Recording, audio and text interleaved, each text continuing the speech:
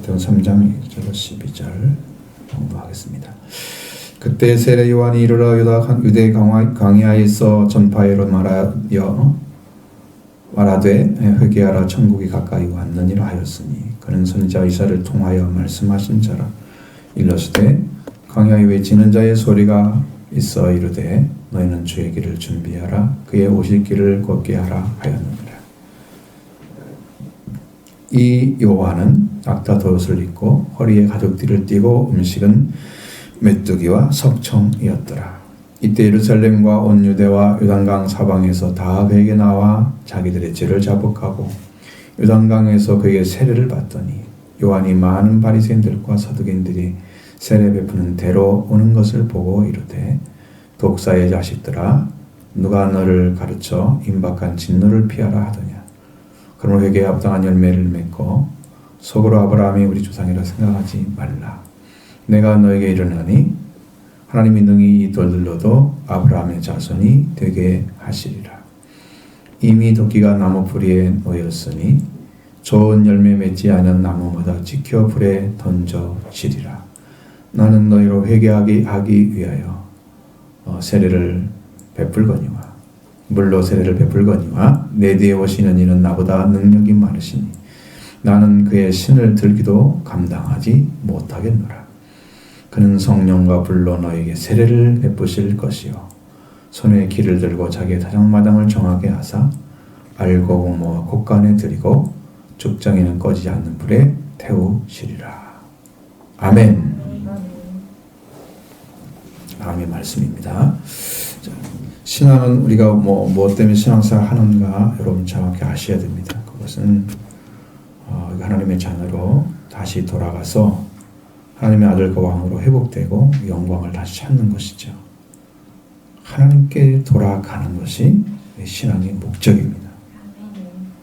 반드시 돌아가야 됩니다. 안 돌아가면 죽음을 통해 돌아가게 하잖아요. 안 돌아갈 사람이 없죠. 그래서 근데 죽음이 갈라놓습니다. 영생인지 영벌인지 반드시 돌아가게 되어 있습니다. 그러나 여기서 이 땅에 사는 동안에 돌아가야 돼요. 지금 돌아가야 됩니다. 우리에게 주신 이 놀라운 복음과 그 복됨 우리가 얻어가게 하시려고 우리를 부르셨고 그리고 하나님께서 우리가 이 복음에 들어가는 길을 요한을 통해서 열어놓았습니다. 역사적인 사람입니다. 그러니까 요한은 이미 예언되었던 역사적인 사람입니다. 하나님 약속하시고 그 사람을 세워서 그 길을 열어놨습니다.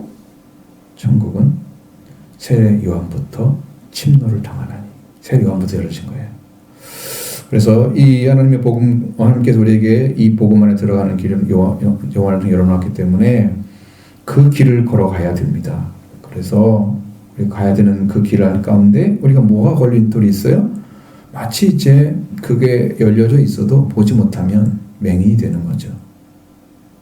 알지도 못하죠. 들어가는 입문을 찾지 못해서 신앙으로 들어가지 못하니까 성장이 안 이루어지고 걷지 못하는 자 돼서 교회는 많이 다녔는데 신앙이 뭔지 잘 모르고 그 다음에 이제 구원의 길을 알지 못해서 아무에게도 이야기 한마디도 못하는 무슨 그 이야기하면 꿈꾸었네 어쩌네 그런 얘기만 하지 회개해서 성령 받았네 이런 얘기는 안 하잖아요.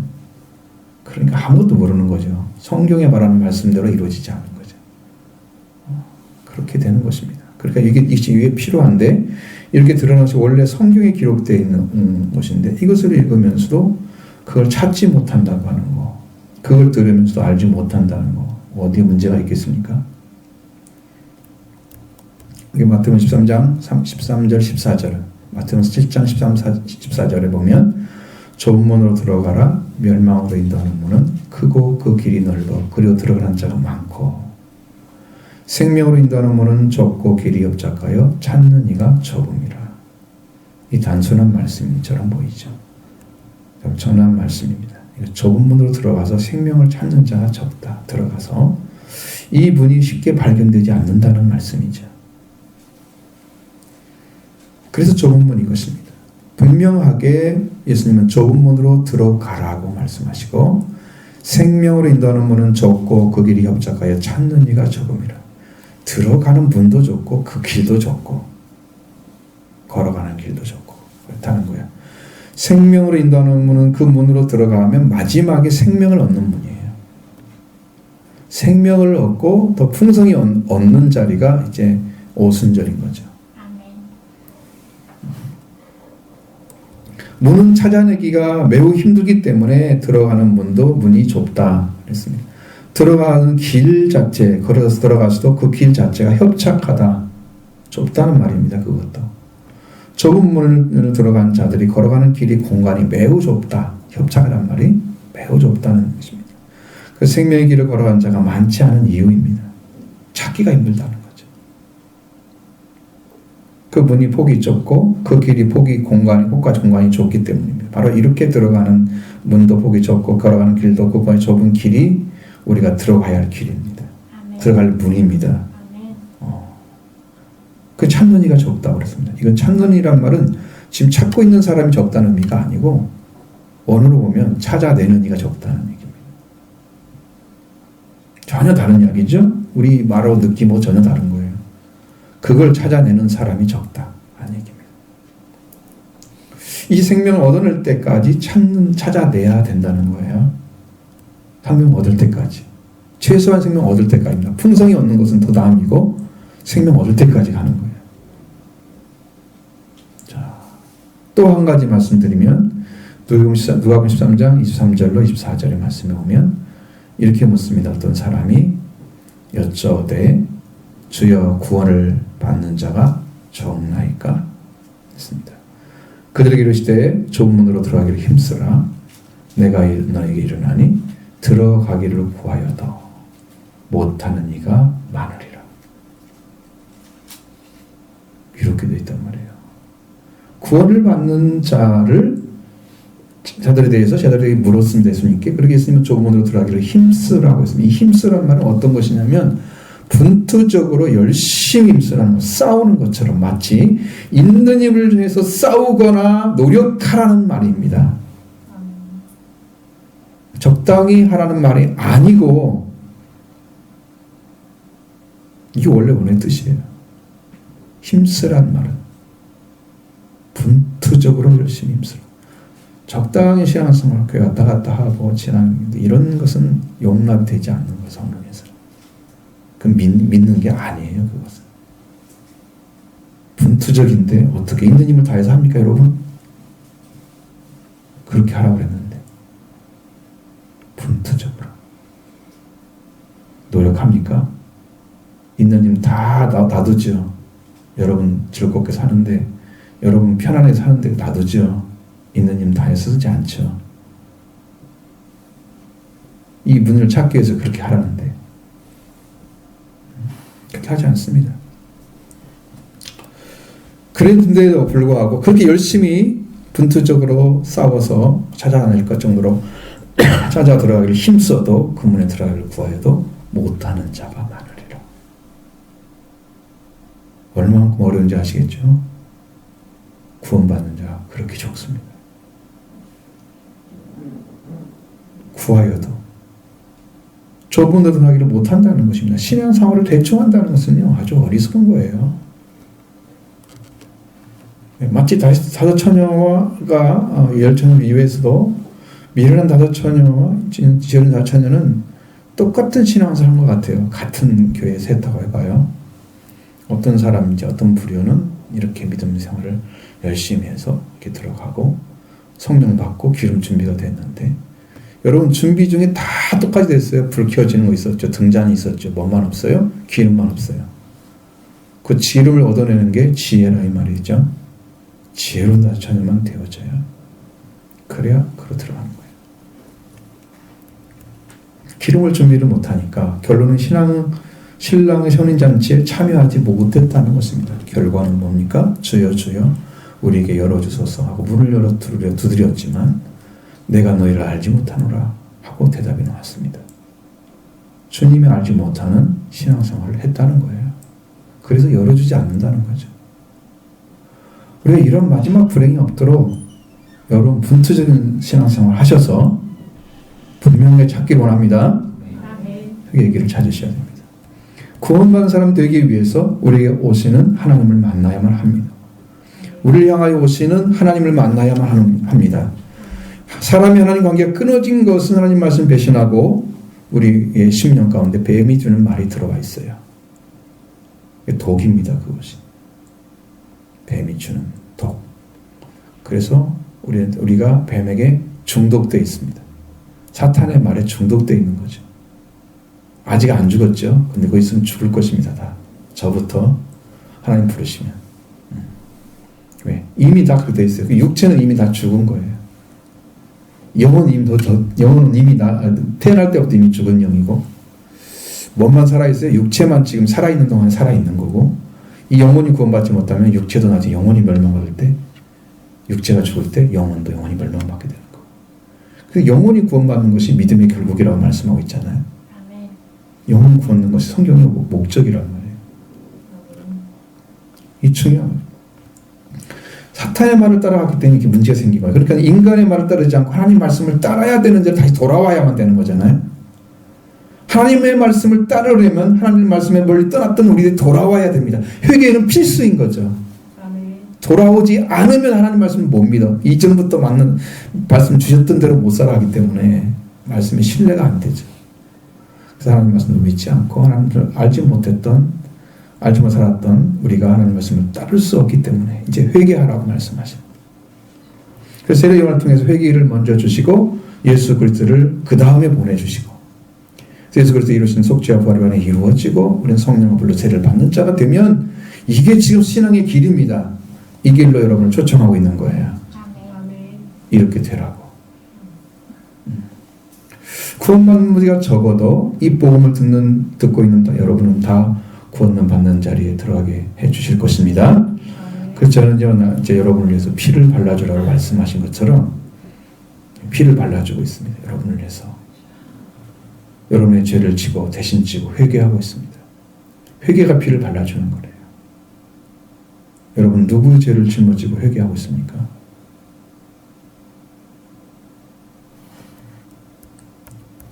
지금 여러분들은 하나님의 왕국에 초청을 받고 왔습니다.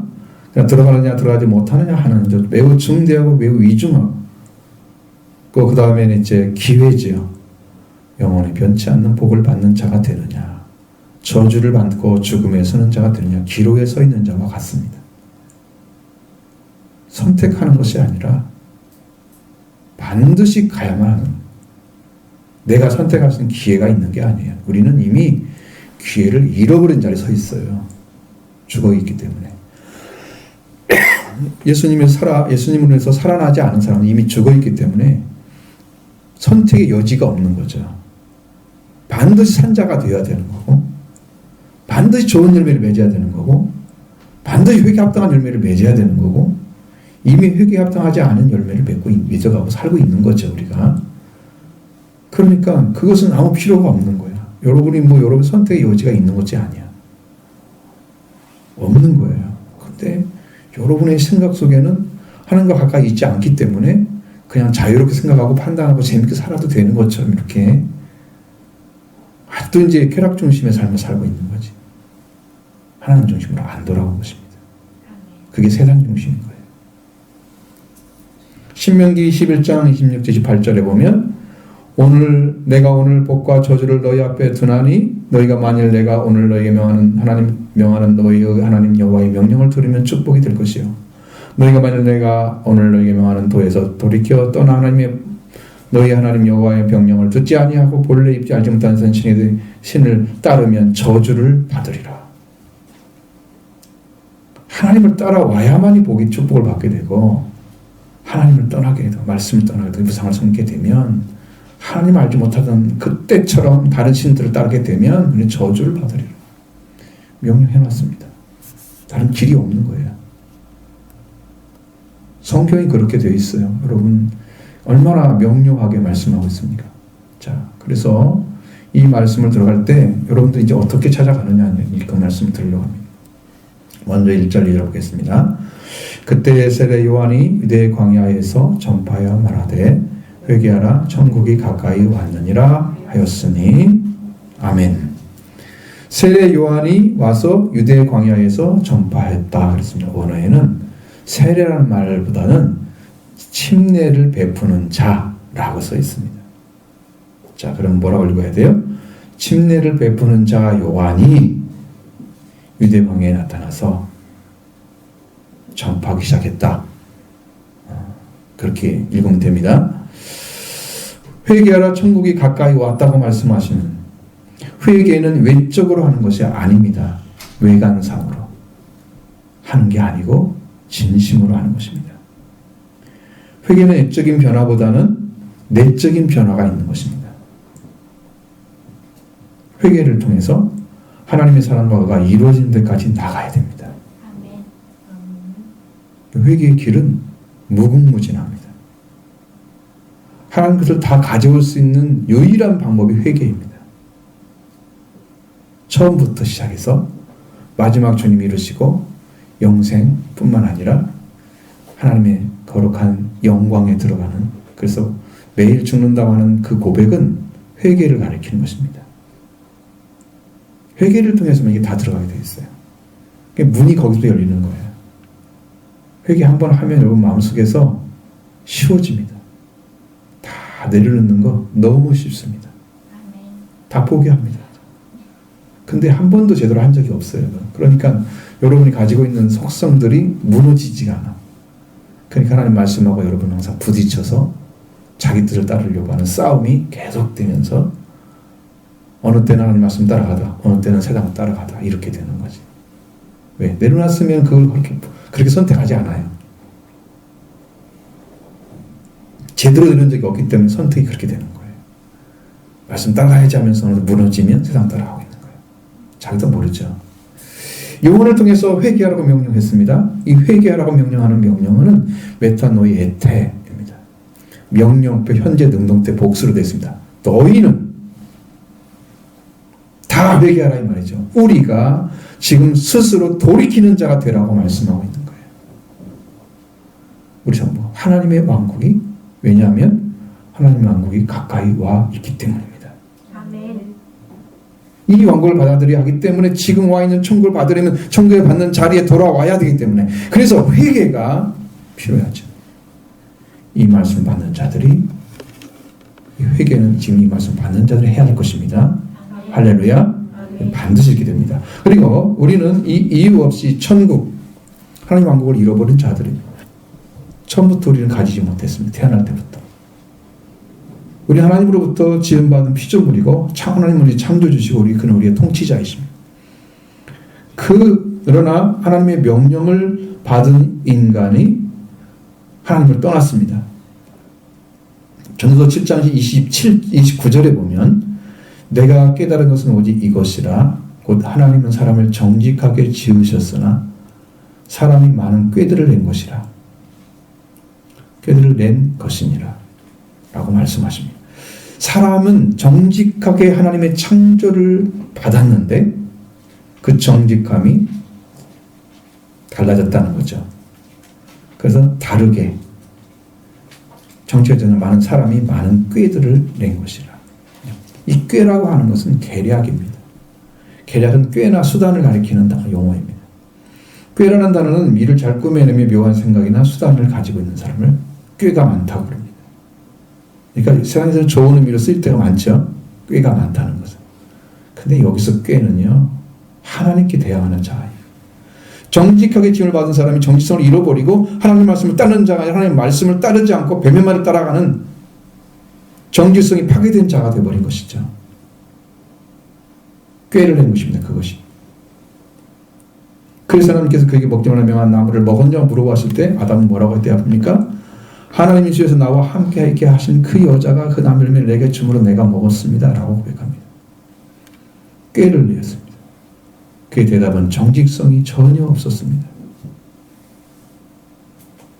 그는 사탄이 주는 말을 받았고 그 꾀와 수단을 사용했는데 하나님 말씀을 범한 자신이 죄를 말하는 대신에 여자는 하나님께서 주셨고 하나님 주셨기 때문에 지금 여자가 나한테 그걸 주어서 내가 먹었다.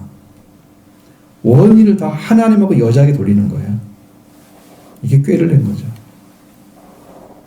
악한 방법이죠. 정직성 사라졌습니다. 회개하지 않았습니다. 그리고 거기에 뭐가 떨어졌어요?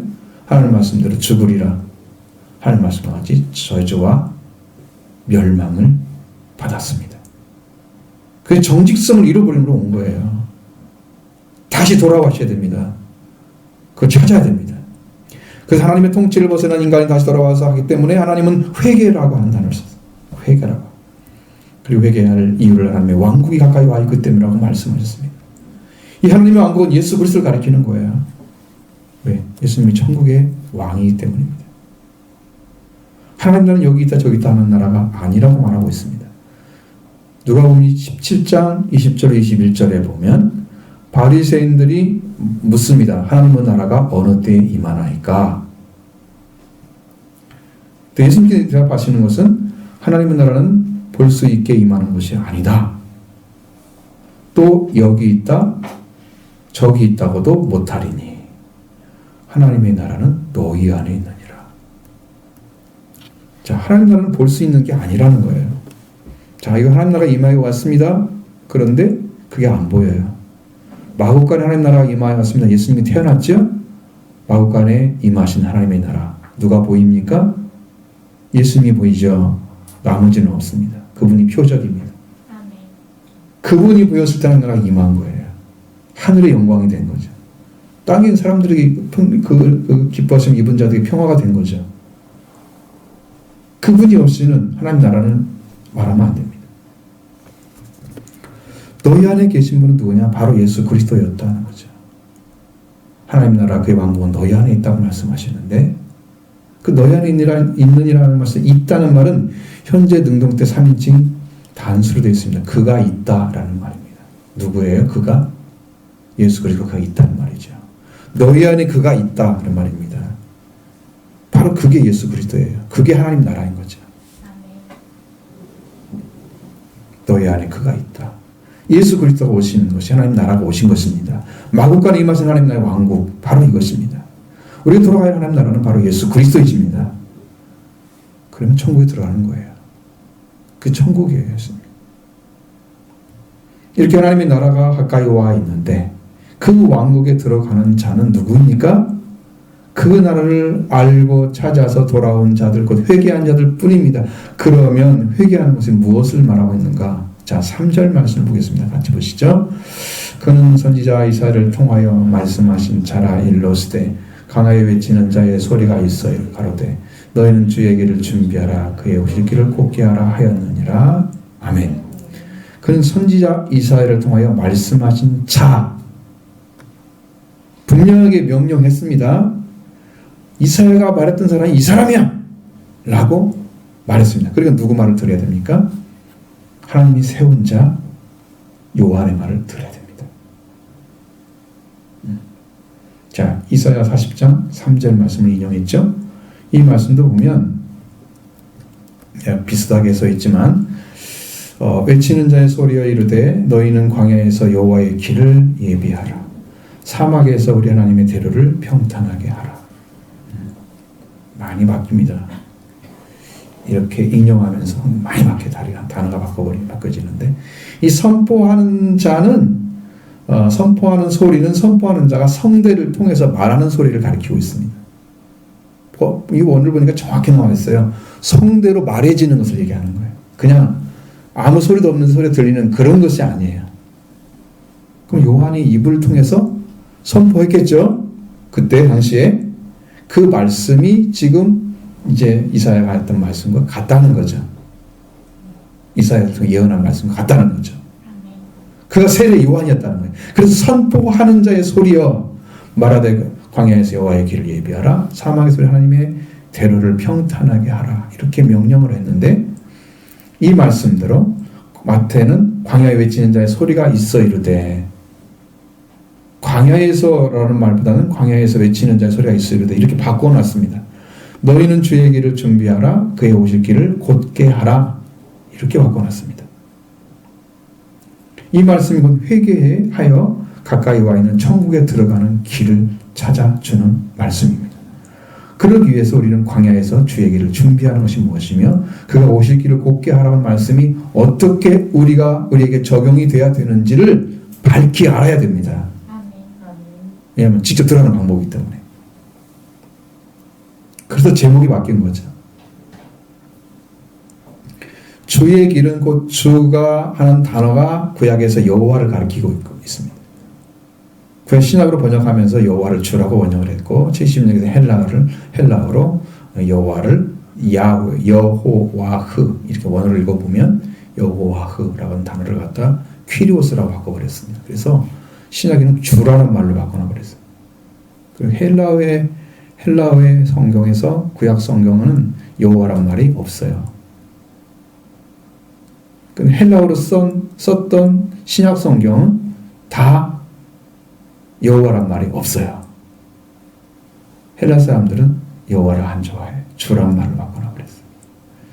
그래서 옛날에 세번역 성경을 보면 여호와란 말을 안 써. 주라고 썼어요. 사람들이 엄청 싫어해. 안 읽으려고 그래. 히브리 사람들을 쓴 대로 써야 되지. 왜 니네 말로 바꿔놨냐. 그것 때문에 그런 거죠. 자, 그래서 구약에서 주를 가리킬 때 이 주는 여호와를 가리키. 여기서 말하는 주는 여호와를 가리킨다고 봐야 됩니다. 여기서는 여호와의 길이라고 해야 돼. 주의 길이라는 말은 여호와의 길. 구약의 여호와 하나님이 신약의 주라고 했으니 지금 여호와의 길을 준비하라고 명령하는 거예요. 그냥 구약의 하나님이 오신다는 거예요. 이 땅에. 여러분 하나 성경이 이렇게 얘기할 때 구약에서는 하나님이 몇 분으로 나타납니까? 물론 성령도 나타나죠. 그런데 유일하신 여호와라 그랬잖아요. 그 하나님이 우리가 오신다는 거예요. 그분이 그리스도의 메시아라는 이름으로 땅에 오시는 거죠.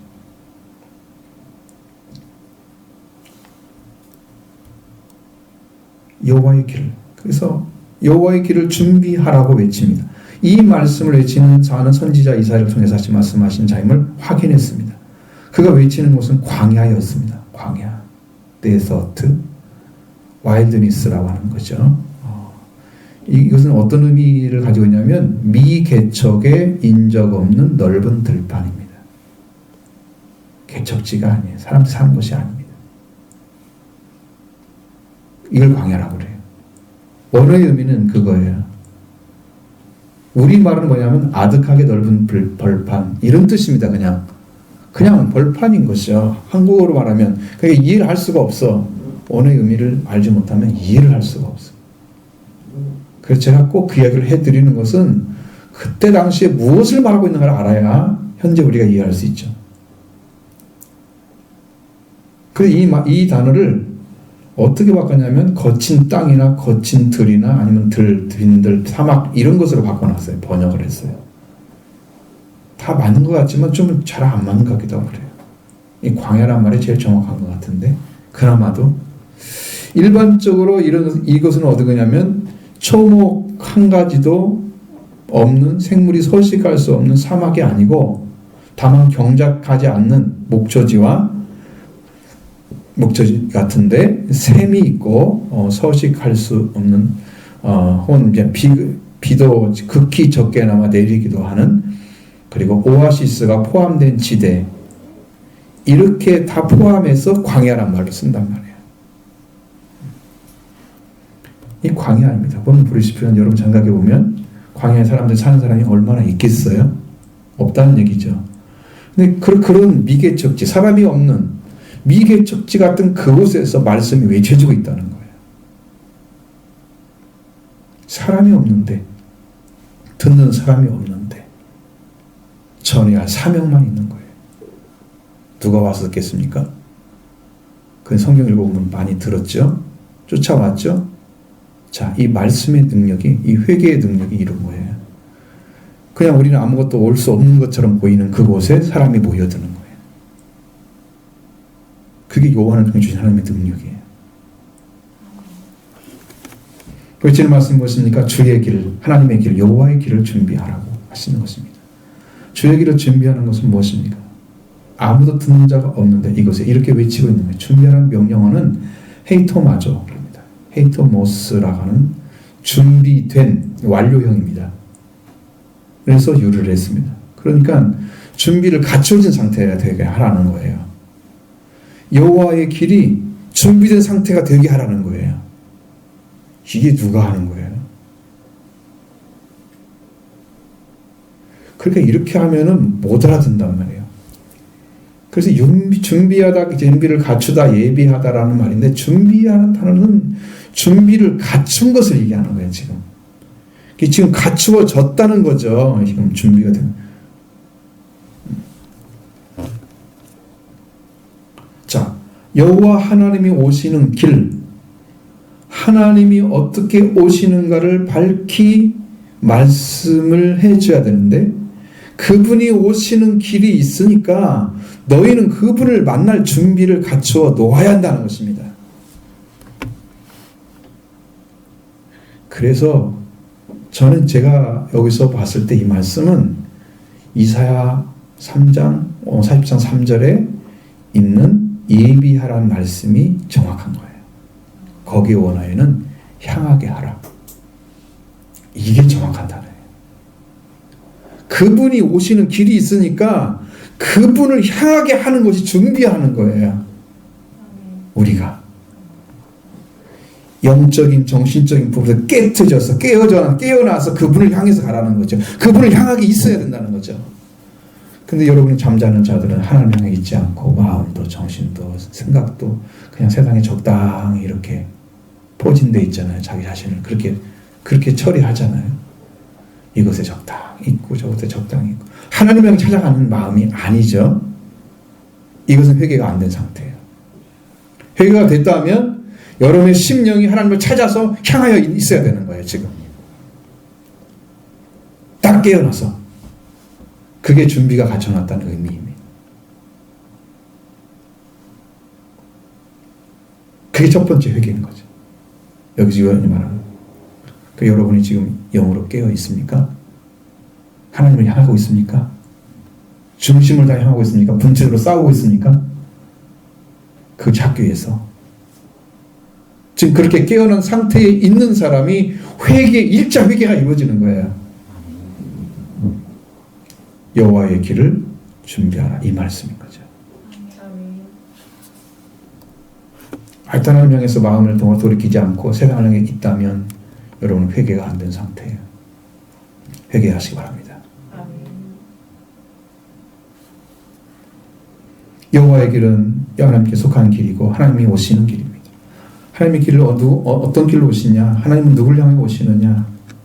바로 광야 같은 그곳 사는 자들을 향해서 오십니다. 미개척지같이 그러니까 어디 갈지를 모르고 인적도 없는데 살아가는 사람들, 그게 인류가 사는 삶이에요. 하나님 없이 하나님 경작지를 에덴산 뺏겨버렸잖아요. 인류가 살고 있는 곳입니다. 그러니까 인간은 다 광야에 살고 있는 거예요. 그러니까 거기에서 외치는 거죠. 오라고. 여호와가 오시니까 그 길로 오시니까 그 길을 향하라고 너희들. 빨리 만나기 준비하라고. 이 향하게 하는 것. 이것을 찾지 못한다고 하면 바로 그것이 무엇을 믿는 겁니까? 우리는 마땅히 믿어야 할 것을 믿지 않고 있는 것입니다. 가짜를 믿고 있는 거죠. 여러분 나름대로 그냥 믿고 있는 것 자체가 가짜인 거예요. 하나님을 향하고 있느냐 지금 중심이. 반드시 향하고 있느냐 마음이 딱 깨어나서. 그분이 어떻게 오시든지 만날 준비가 되어 있느냐라는 거죠. 지금 하나님께서 그걸 찾으시는 것이죠. 요한을 통해 외치는 말씀이 그 말씀이에요. 그렇게 준비를 갖춰 놓아라. 하나님께서 우리가 오실 때 어느 길로 오시겠냐? 하나님께서 우리가 오실 때에 이사야를 통해 하신 말씀과 같이 이사야를 통해서 말씀은 세례 요한을 통해 주시는 말씀을 듣고 회개하는 자에게 오십니다. 이 말씀을 듣는 여러분을 하나님의 길을 향하게 하는 것입니다. 이 향하게 하는 회개를 해서 이루어지는 것이 바로 준비를 갖춰 놓은 거예요. 이렇게 준비한 자에게 오십니다. 그의 천국을 가지고 오신 예수 그리스도를 만나는 회개가 이루어지는 것입니다. 그 예수 그리스도를 만난 자에게 예수 그리스도의 세례가 주어지는 거죠. 그게 죄와 죄사함과 부활이 오시는 거예요. 아멘. 두 번째 세례죠. 그리고 그렇게 갈 수 있는 자에게 지를 갖춰 놓아야 된다 그랬어요. 이 말씀을 들려오는 성도들이 복을 받을 줄로 믿습니다. 우리 오늘 세례 요한이 우리에게 와서 외치는 이 말씀, 당시 성대를 통해서 그의 성대를 통해 외쳐지는 말씀이 여러분의 귀에 들리기를 원합니다. 이 광야에서 외치는 소리, 그 음성이 바로 주의 길을 준비하는 말씀을 듣는 것입니다. 그의 음성을 듣는 자들은 주의 길을 준비하여 갖추는 회개가 이루어집니다. 그렇게 해서 회개하는 자는 가까이 와 있는 천국을 보게 될 것이고 그 다음에 들어가게 될 것이고 그 첫 전문이 회개이죠. 좁은 문 들어갑니다. 그리고 들어가니까 협착한 길이 있었죠. 그렇습니다. 이것은 두 번째 예수 그리스도의 십자가를 통해서 회개가 이루어지는 거예요. 그리고 속죄와 부활을 얻게 되죠. 생명 얻은 자 됐습니다. 일단 생명 얻은 자잖아요. 풍성한 건 아니야. 근데 예수님이 누군지 알아. 내 구원이 얻은 줄 알아. 속죄와 부활이 온 사람들은 그걸 알아요. 근데 풍성하진 않아. 성령이 오셔야 풍성합니다. 생명을 얻을 때 풍성이 얻는 것이 오순절 생명의 역사예요. 또 한 가지는 오실 길을 곧게 하라고 말씀하고 있습니다. 오실 길은 소로나 오솔길을 가리키고 있습니다. 헬라어 명사는 트리보스라는 단어를 씁니다. 밟아서 다져진 길입니다. 트리보스라는 단어가 밟아서 다져진 길. 많은 사람이 다녔기 때문에 밟아진 거죠. 그래서 다져졌습니다. 그 길은 잘 알려지고 잘 알고 있는 길입니다. 하나님이 광야에서 살아가는 사람, 미개척되고 인적이 없는 곳으로 물과 식물이 없으므로 주민이 살 수 없는 땅일 뿐 아니라 황폐하게 되어서 주민이 이동한 지역, 버려진 목초지, 유기된 지역, 그리고 그것은 악령이 사는 곳이라고 사람들이 봤습니다. 그 당시의 말은 그렇게 돼 있어요. 그래서 접근하기 힘든 땅, 이 광야에서 세례 요한이 외치는 소리, 이 말씀을 하나님께서 오실 길을 평탄하게 하라고 명령합니다. 이 오실 길, 울퉁불퉁하고 한 길입니다. 그 길이 평평하게 하라. 울퉁불퉁한 길 사람 다니기가 어렵죠? 이것은 사람의 성품을 가리키는 거예요. 주님도 그런 성품에 오기 힘들어요. 주님은 이리 치고 저리 치고 지 마음대로 살아가려고 하는 그런 인생 안에 들어와서 계시지 않는 거죠. 인격적인 주님이 계셨습니다.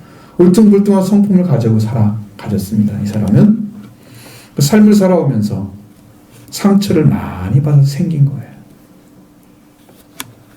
성품이. 정직한 성품이 울퉁불퉁하게 변해버린 것입니다. 사람이 여러 번 변형이 와서 이런 사람 여러 번 변형이 와서 자기 성품이 변하면 많이 이해해주고 인정해준 사람이 필요합니다. 그 사람 자신이 스스로 변하지는 못해요. 그 사람들이 도와줘야만 돼요. 근데 조금 바뀌죠? 좀 맞았을 뿐이야. 근데 이건 회개는 아니야. 그러니까 상처가 많은 사람들은요, 자존심이 강해집니다. 상처받았기 때문에 상처 안 받으려고 자존심을 부리는 거예요. 가지고 있는 거예요. 그러니까 조금만 뭐해도 막 화를 내버리는 것은 자존심이 상하는 거잖아요. 그러니까 나를 보호하기 위해서 그러는 거예요. 그게 원래 나쁜 것은 아니에요. 자연스러운 거죠. 그러니까 이런 성품은 어떤 사람도 받아들일 수 있는 성품으로 변화되려면, 평평한 길이 되려면 정직방 성품으로 돌아와야 되는 거예요. 원래 창조된 대로 돌아와야죠. 바로 그 길로 하나님 예수 그리스도가 오시는 거예요. 이 길을 준비하라고 세례 요한이 회개하라고 외친 것입니다. 왜? 하나님 나라가 너에게 가까이 와 있기 때문이라. 하나님 나라, 하나님 왕국, 예수 그리스도이십니다. 이미 와 있습니다. 자, 그러니까 이 두 가지의 문제, 하나는 하나님을 향하게 하는 문제, 하나는 자신의 성품의 문제, 이 두 가지를 해결해야 천국에 들어가는 길, 회개가 이루어지는 거예요. 마태가 한 얘기는 그래요. 누가복음 하는 데는 또 더 있잖아요. 마태가 하는 말씀은 거기만까지 했어요. 요한은 그 복장이 선지자 모습을 보이는 것이었습니다. 4절을 보시겠습니다. 이 요한은 낙타 털옷을 입고 허리에 가죽띠를 띠고 음식은 메뚜기와 석청이었더라 했습니다. 아멘. 호화롭게 살거나 매우 큰 연애를 베풀며 사는 것과는 거리가 멉니다. 예수님은 세례 요한에 대해 소개할 때 마태복음 11장 7절로 11절에 이렇게 말씀하시죠. 저희가 떠나가매, 세례 요한이 보냈던 사람들이 떠나간 거예요. 떠나가매 예수께서 무리에게 요한에 대해서 말씀하셨습니다. 너희가 무엇을 보러 나갔더냐? 바람에 흔들리는 갈대냐? 그것도 아니라면. 그러면 너희가 무엇을 보러 나갔더냐? 부드러운 옷 입은 사람이냐? 부드러운 옷을 입은 사람은 왕궁에 있느니라. 세례 요한은 어디 있었습니까? 빈들에 있었습니다. 왕궁이 아니니까 부드러운 옷을 입지 않죠? 그러니까 낙타 옷을 입은 거죠.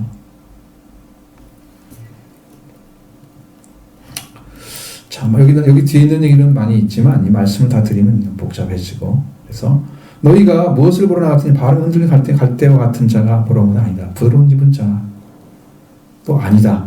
그러면 낙타 옷을 입었기 때문에 선지자를 보러 간 거죠.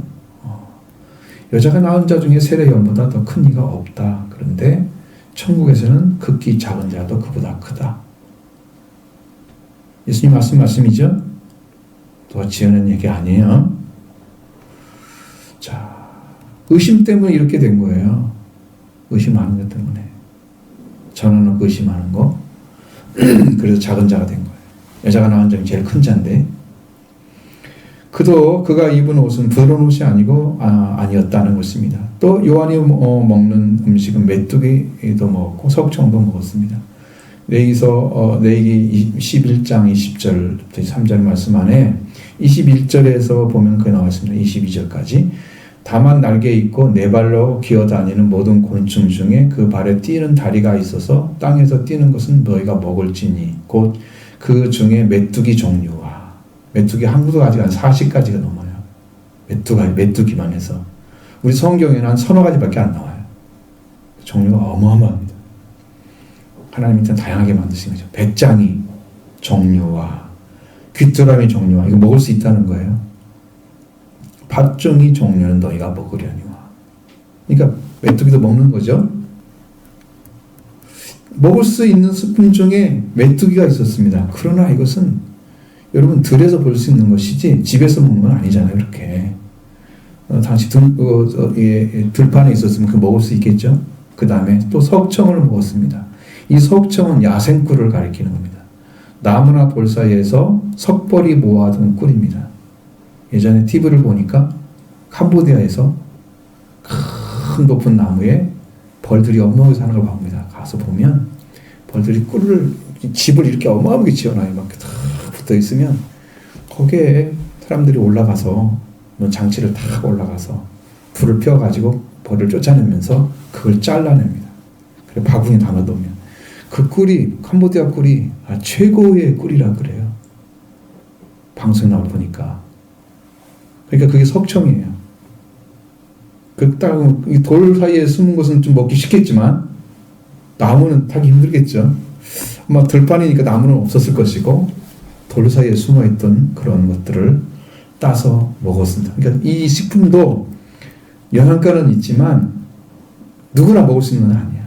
빈들에 사는 사람만 먹을 수 있는 것이었어. 그러니까 세례 요한은 빈들에 살았다는 것이 맞아요.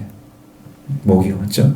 이러한 요한은 화려한 옷 대신에 낙타 털옷을 입고 먹기를 탐하는 자가 아니었다. 그런 삶의 행동을 보여줍니다. 삶은 그렇게 살았지만 그가 전한 말씀은 날카로운 말씀이었습니다. 5절부터 6절의 말씀 봅니다.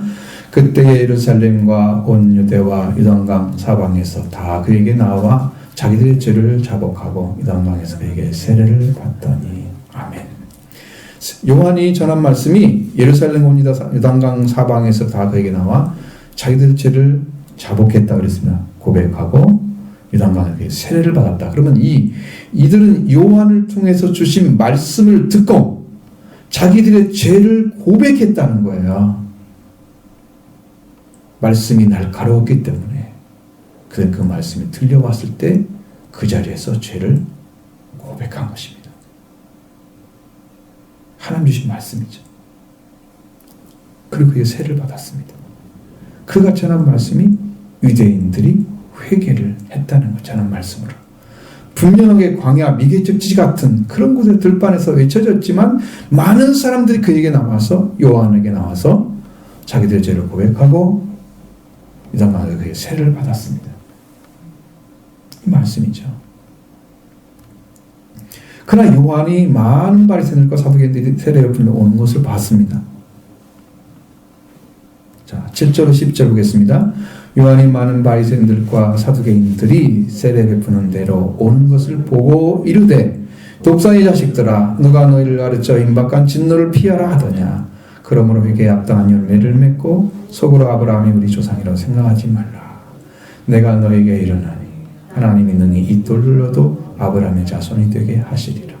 이미 도끼가 나무 뿌리에 놓였으니 좋은 열매 맺지 아니하는 나무마다 찍혀 불에 던져지리라. 아멘.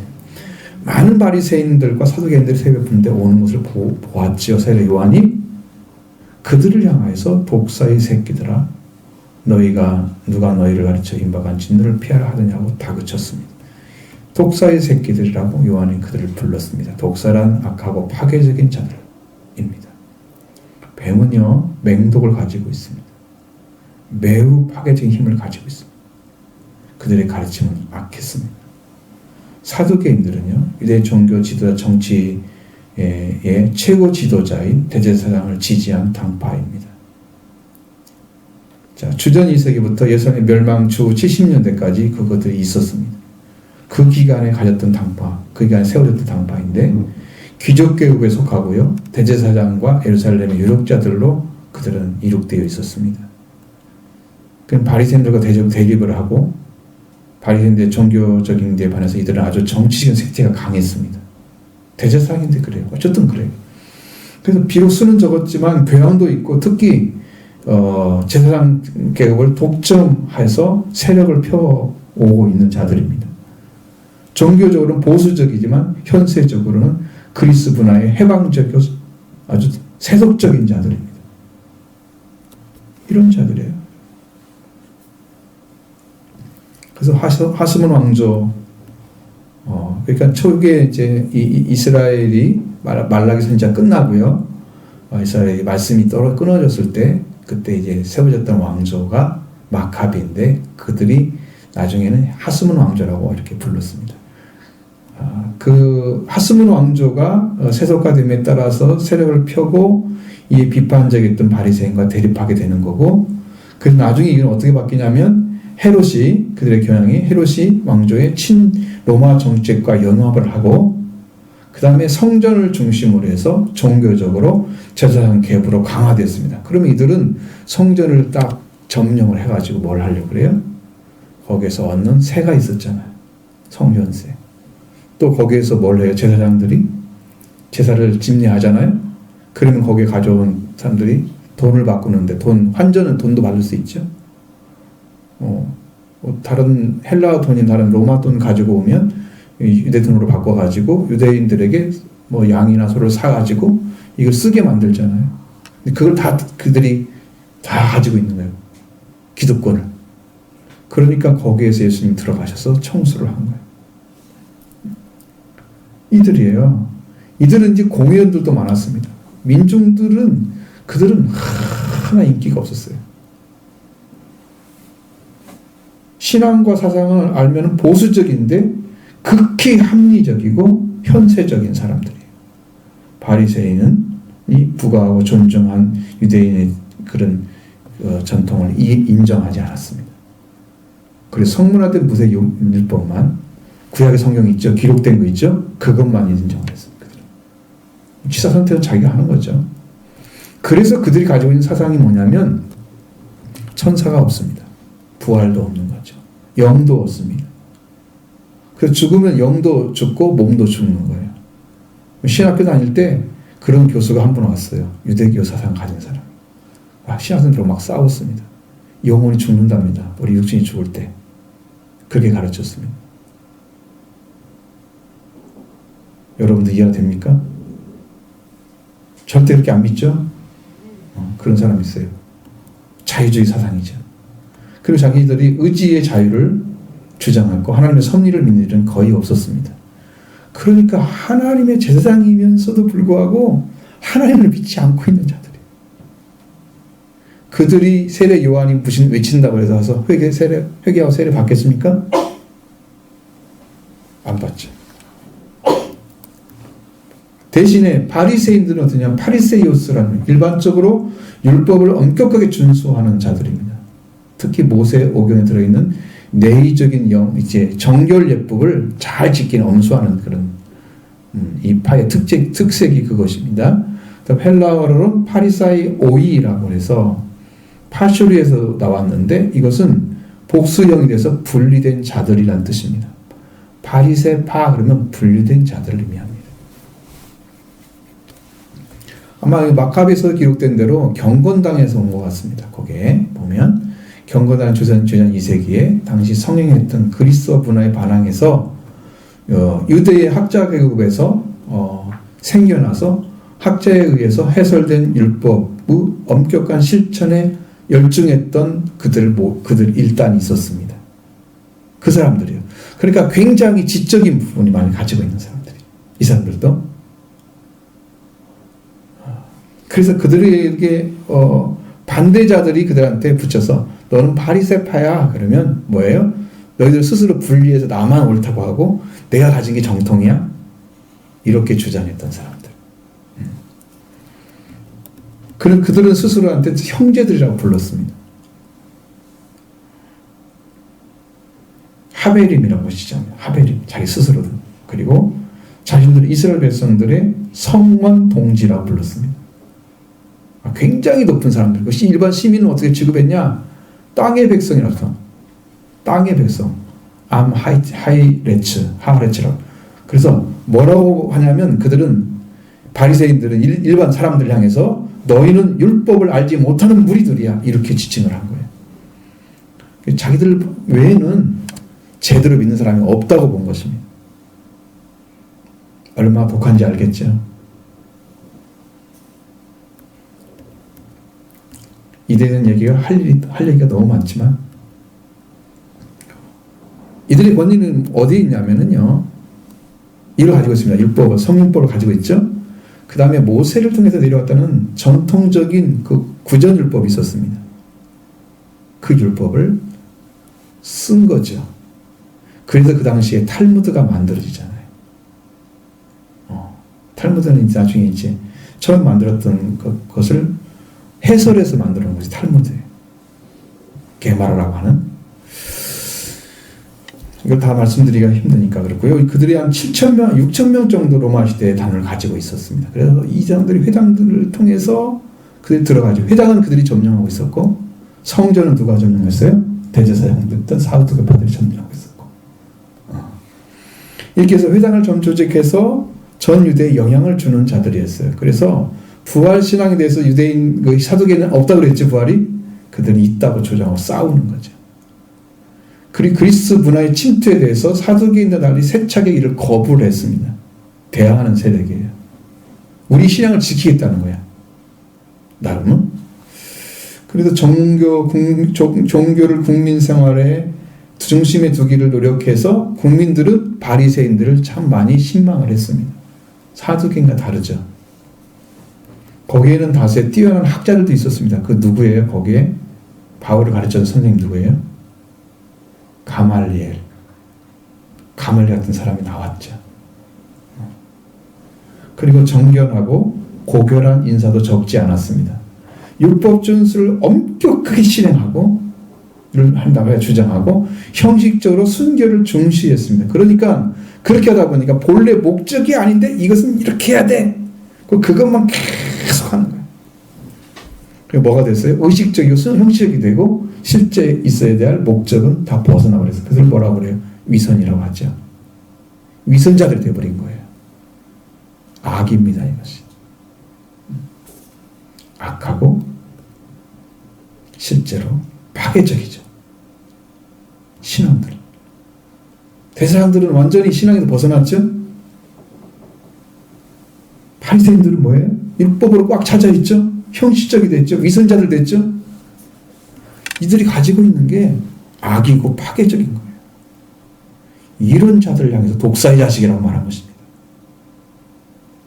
잘못된 것이 아니에요. 하나님을 알지 못합니다.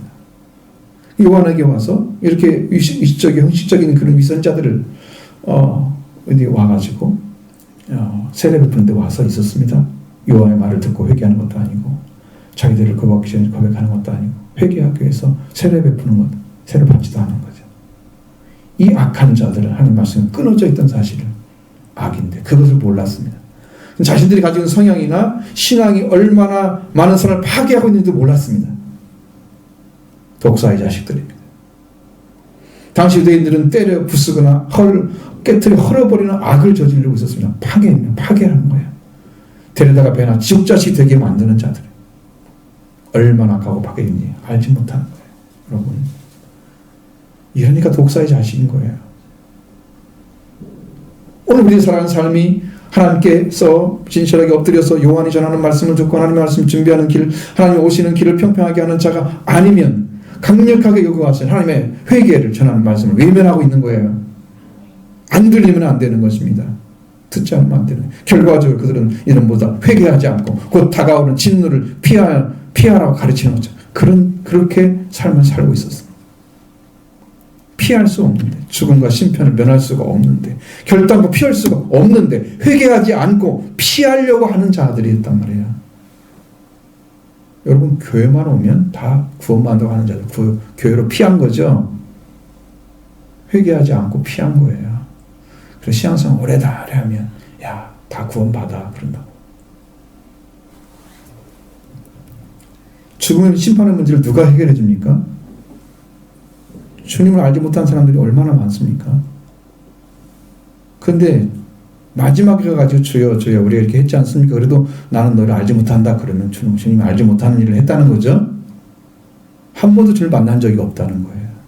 예수님이 피를 통해서 회개한 적이 없어요. 피로 씻음 받은 적이 없어요. 의를 얻은 적이 없는 자들이에요. 회개하지도 않고 피하여 가려고 하는 거예요. 진노를. 그들의 선민의식은 죽음을 의미했습니다. 오늘 성도의 문제는 뭡니까? 형식적으로 신앙생활하고 오랫동안 하면 구원받는다고 생각하는 거예요. 하는 것은 착각입니다. 그런 것 같지만 성경은 없었고 회개를 통해서 하나님 왕국에 들어가는 것입니다. 다가오는 진노를 피하러 가지 말고 회개해야 했습니다. 하나님 나라가 와 있기 때문이죠. 그러나 그들은 앞에 무릎 꿇지 않았습니다. 그래서 그에게 뭐라고 얘기합니까? 회개에 합당한 열매를 맺고 속으로 아브라함 우리 조상이라 생각하지 말라고 말을 했습니다. 회개에 합당한 열매는 뭐냐면은 회개와 일치하는 열매를 가리킵니다. 자기를 고백하고 요한의 세례를 받으면 그 회개와 일치하는 열매를 맺어야 합니다. 그런데 이것도 안 했다고 하면 어떻게 회개와 일치한 열매를 맺겠습니까? 그 아브라함 우리 조상이야 한 것으로 끝나는 거잖아요. 자기들은요. 선민의식. 우리는 아브라함의 후손이야. 우리는 구원받은 거야. 회개하지 않거든. 다 들어간 것처럼. 진노를 피할 수 있는 것처럼. 그거 하지 말라고 속으로. 그런 마음 갖지 말라고. 나는 교회를 다니고 있으니까 나는 괜찮아. 피하지 말란 말이에요. 교회에 숨지 말란 말이죠. 예수님께 나가야 됩니다.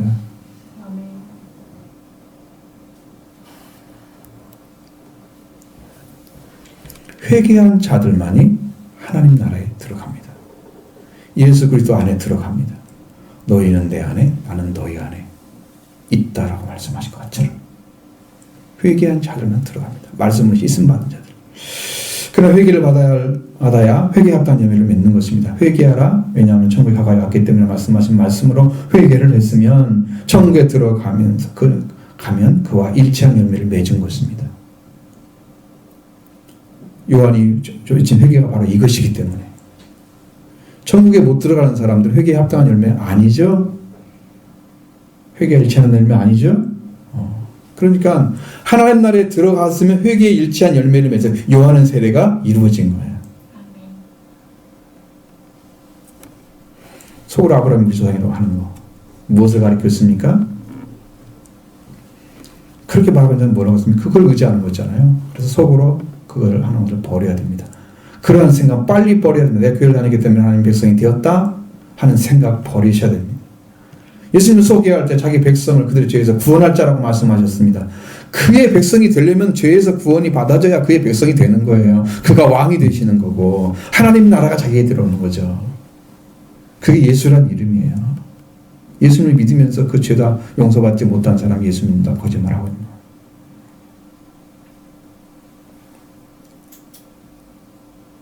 그러니까 회개하시기 바랍니다. 천국에 들어가기 위해서 전하신 말씀을 듣고 천국에 들어가는 그 첫 관문은 회개입니다. 회개를 하지 않는 분이 죄의 문제를 해결하지 않고 천국에 들어갈 수 있습니까? 누가 천국에 들어갑니까? 예수님은 이렇게 말씀하셨습니다. 나더러 주여 주여 하는 자마다 천국에 들어갈 것이 아니고 아니요 다만 하늘에 계신 내 아버지 뜻대로 행하는 자야 들어가리라. 아버지의 뜻은 뭡니까? 회개하고 속죄함하고 부활을 입고 성령 받는 것입니다. 아버지 뜻입니다. 근데 이거 하지 않고 지 마음대로 열심히 믿었다고 성공한다고 생각하는 거, 그것은 이제 아브라함이 우리 조상이다 생각하는 것과 똑같은 것입니다.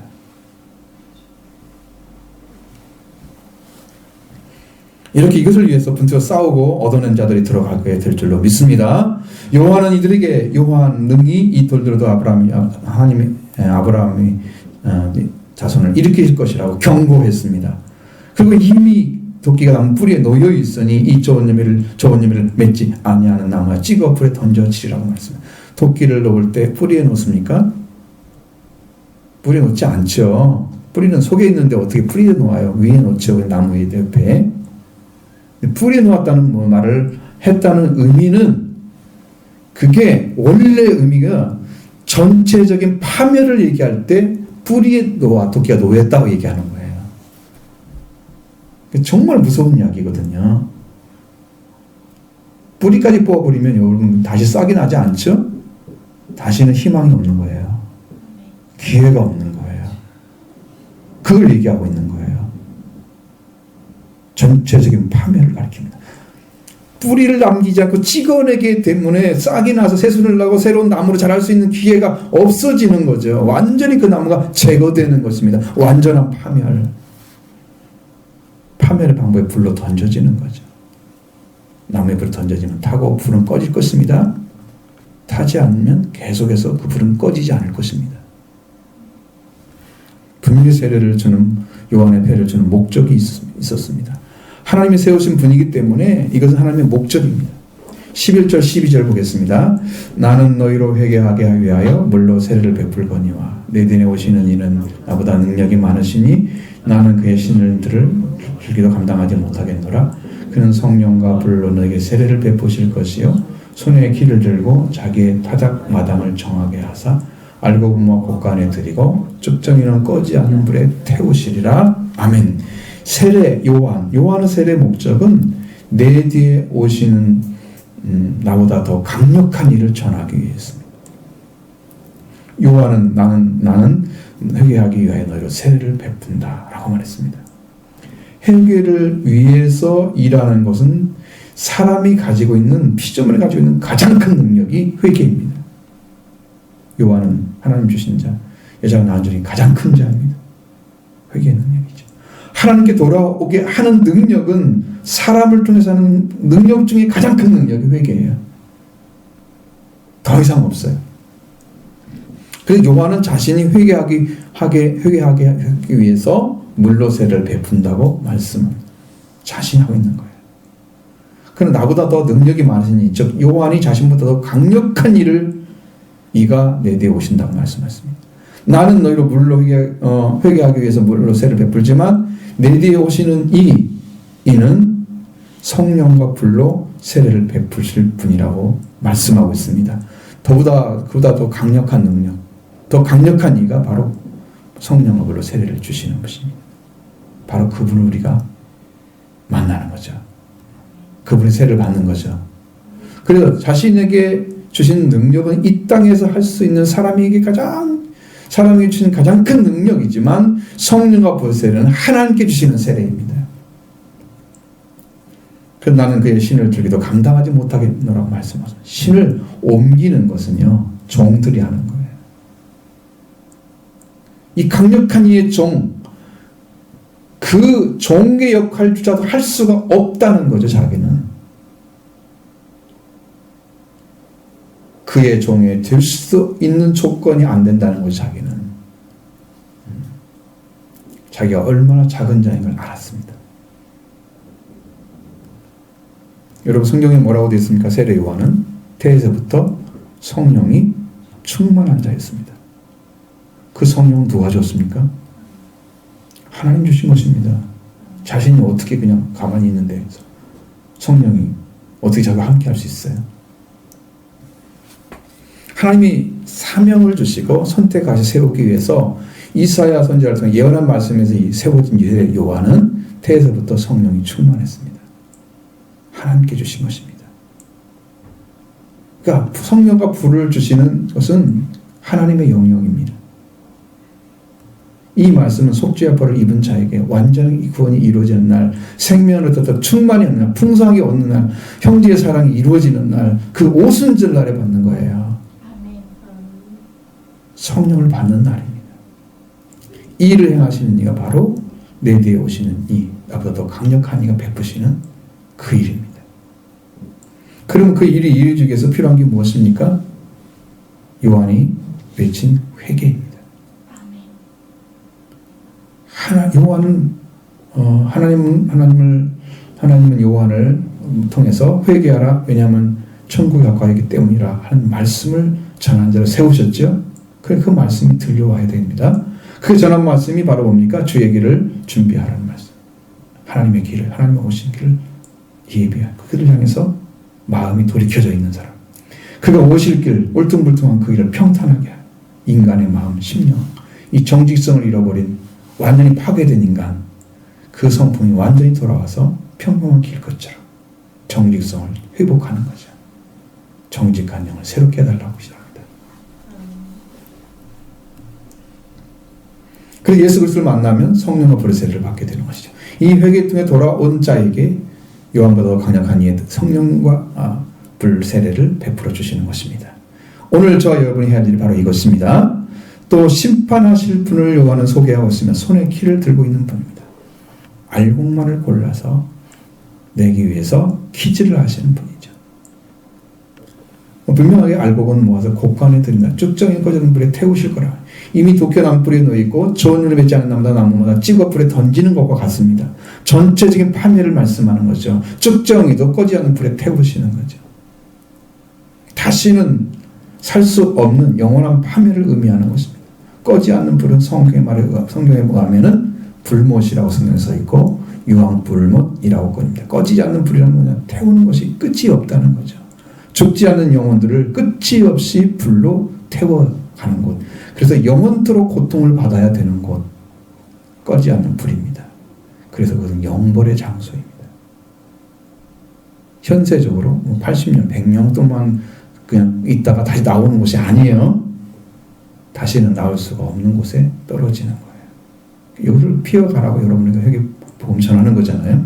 그죠? 여러분이 전하는 것입니다. 이렇게 회개와 일치하지 않는 자들은 전멸하겠다. 전체적으로 멸망했다. 파멸시키겠다는 거죠. 성경은 말씀하고 있고 그와 반대로 천국에 들어가는 자는 알곡이죠. 어떻게 해요? 모아서 곡간에 드리는 게 알곡입니다.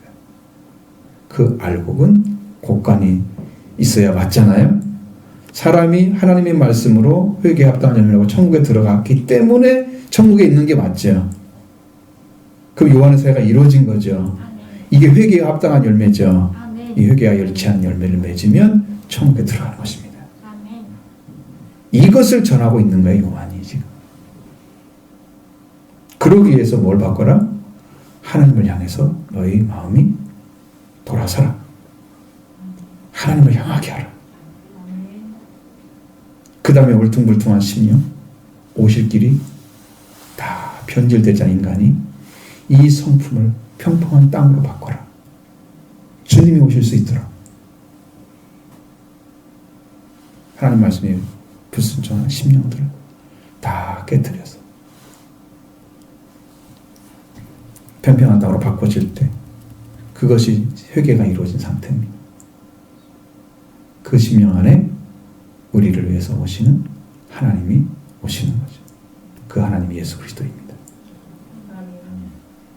그분이 여러분 안에 심령에 들어오셔서 여러분의 속죄와 부활을 이루시고 영원한 구원으로, 영생으로 여러분 복을 주실 것입니다.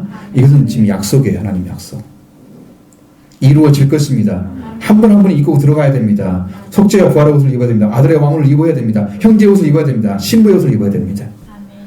영원히 신으로 사는 완전한 죽음이 없는 세계에 들어가야 됩니다. 우리 영적으로 다 이미 다 주셨어요. 이 5가지를 다 주셨어요. 다 하겠습니다. 초막절까지 다 일어났습니다. 이제 더 이상 줄 수 없는 최고의 축복까지 다 왔습니다. 지금 이걸 받는 자만 이걸 얻게 되겠죠. 여러분에게 받기를 원합니다.